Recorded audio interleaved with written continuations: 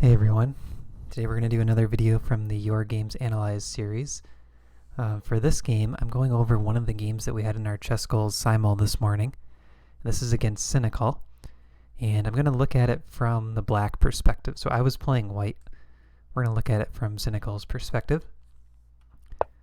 Alright, so I started with the Reti, knight f3, knight f6, and then we kind of transposed this into a King's Indian looking setup. And one thing that I decided to do was I wanted to go with a double fianchetto, so park this bishop on b2 and try to eye this diagonal, preventing black from getting an easy e5 later. So you can see I have the book open here. We're still following theory. Now this is the first move that's a little bit out of book, but synikall, I'm interested to know, did you get this idea from Hikaru? Because I've seen some of Hikaru's blitz games and bullet games, and he tends to do this idea of a just kind of passive looking bishop d7, puts the queen on c8, and then bishop h3, going for an attack against the white king. So it's kind of a nice idea to play, you know, in blitz, bullet, or in a simul situation like this where I don't have a lot of time to think, and you can generate a pretty strong attack. So I like this idea, but let me know, did this come from Hikaru? So I played c4, queen c8, knight d2. Knight d2 might not be the most accurate. I'm going to turn Stockfish on here. Knight c3 grabs a little more center space. But my idea was knight d2, and I wanted to just get some extra control of the center with e4. Okay, now we see bishop h3, e4, takes, knight b4. I was a little bit surprised by this move, knight b4. The reason I was surprised by it is I thought if the knight comes into d3, the knight could potentially even be trapped because there's no easy way out.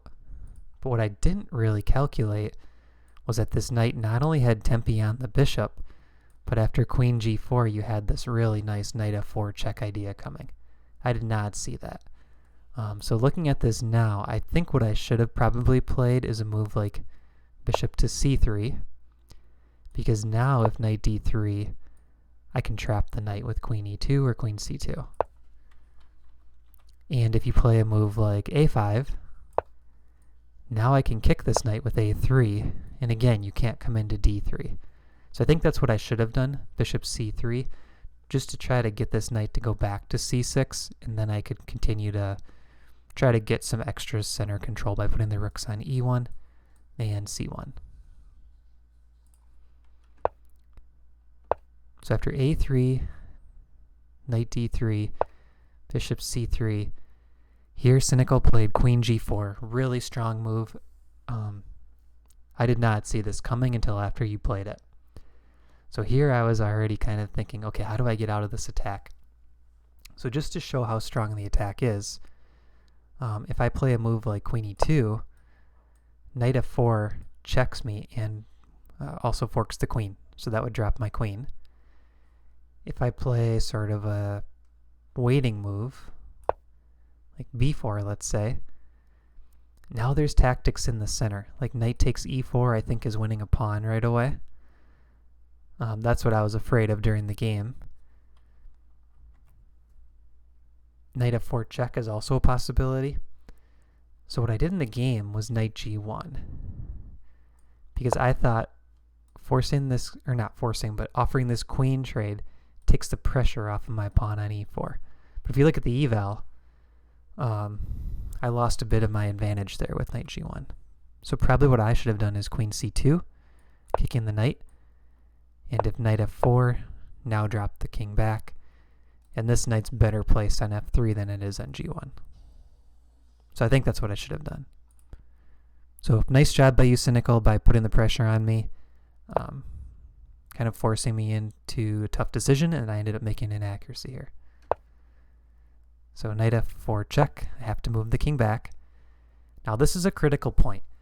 Knight d3 was a blunder, and after knight d3, I think it was tough for me. You know, I had to be very careful and try to not give you too much play since my king was a bit exposed.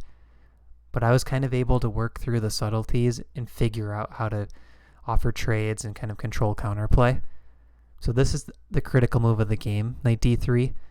And I think if you go with the stockfish top choice here, queen takes d1, and I recapture. This type of position is very close to equal. These pawns give me a space advantage, but your position is really solid here. So I think if you calculate out that knight d3, the knight's getting trapped, you'll probably be fine with this position, right? I don't think white can really claim much here, even with the big center, because the pawns are also targets. So after this, we can kind of go quickly through the rest of the game.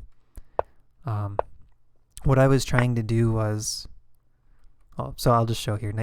Queen c2 and the knight on d3 is trapped. There's no moves to escape. So at this point, what I was trying to do was offer trades and slowly kind of unwind my position. So if you look at like the knight on g1 is a bit ugly, the bishop on c3 is playing defensive, the knight on d2 is defensive, the rooks don't have any open files. So I did have to figure out, how do I get these pieces back into the game? And I was trying to do it while offering trades because I knew that you really wanted to avoid the trade.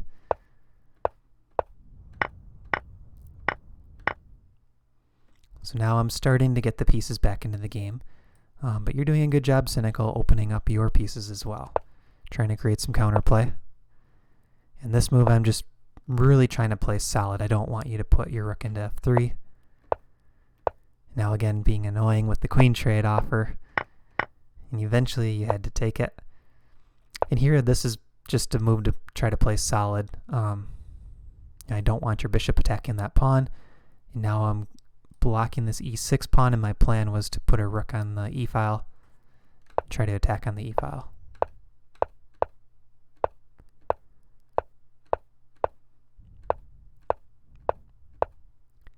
Yeah, and I was trying to be really careful here. I didn't give you any chances, but I thought you did a good job playing very accurately. You didn't make any big mistakes until probably right here, but at this point I think it's already pretty much a one game because I've got all the pieces active and it's going to be really hard for you to defend.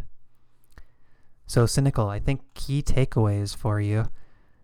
In the opening, I was not a big fan of knight b4 just because the knight could get trapped, but I also didn't play it exactly correct from my side.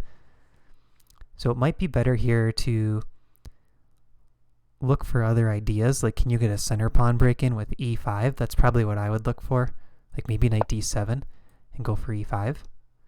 Or maybe instead of this bishop d7 queen c8 plan, play something like e5 straight away and kind of go for the more theoretical line. This will win your pawn back. And then the other key takeaway was this point right here. Knight d3, the knight gets trapped. So just being aware of that, kind of watching for tactics. But outside of those two takeaways, I thought you played a really strong attack.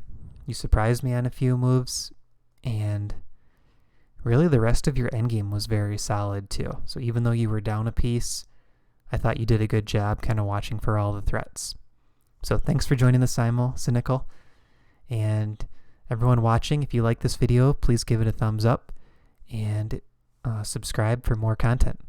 We'll see you in the next video.